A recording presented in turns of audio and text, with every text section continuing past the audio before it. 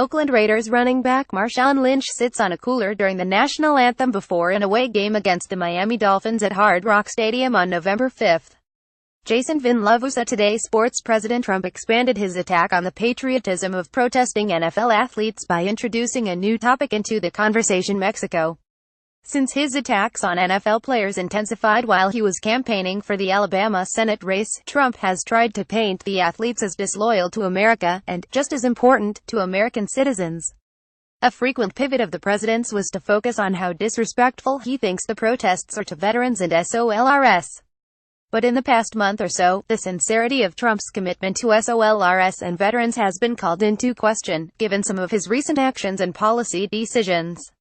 The president's much-criticized response to the deaths of 4 U.S. SOLRS in Niger led some Americans to conclude that Trump uses the military as a weapon against political opponents, be they transgender Americans, undocumented immigrants or athletes. A federal judge said this month that Trump's proposed transgender military ban stigmatizes an entire group of people and probably is already having a negative effect on active-duty service members trying to plan for future military assignments.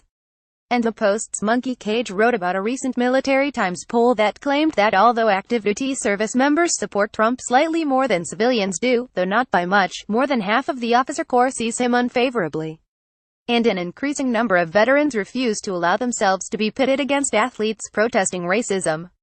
But in his most recent comments wading into the NFL protests discussion, Trump attempted to cast the patriotism of one frequent critic of his into question by suggesting that he is more loyal to Mexico than to the United States.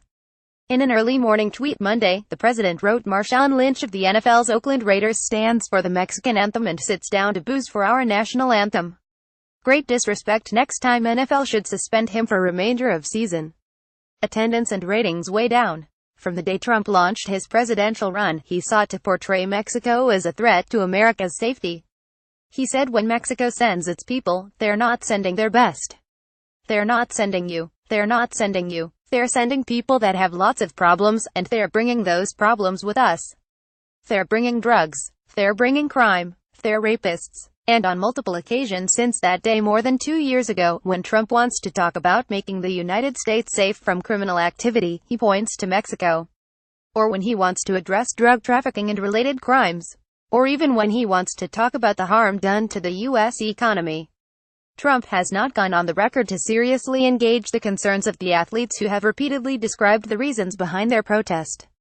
But for some of his supporters, the president doesn't have to.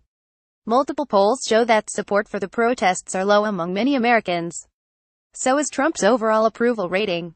But in a news cycle highlighting the expanding investigation into the relationship between Russia and the Trump campaign, most Americans believe that the GOP tax plan only benefits the wealthy, and Trump's continued support for a GOP Senate candidate accused of bully assaulting minors, appealing to the cultural anxiety of his base, may be the president's effort to win some favorability points with his supporters.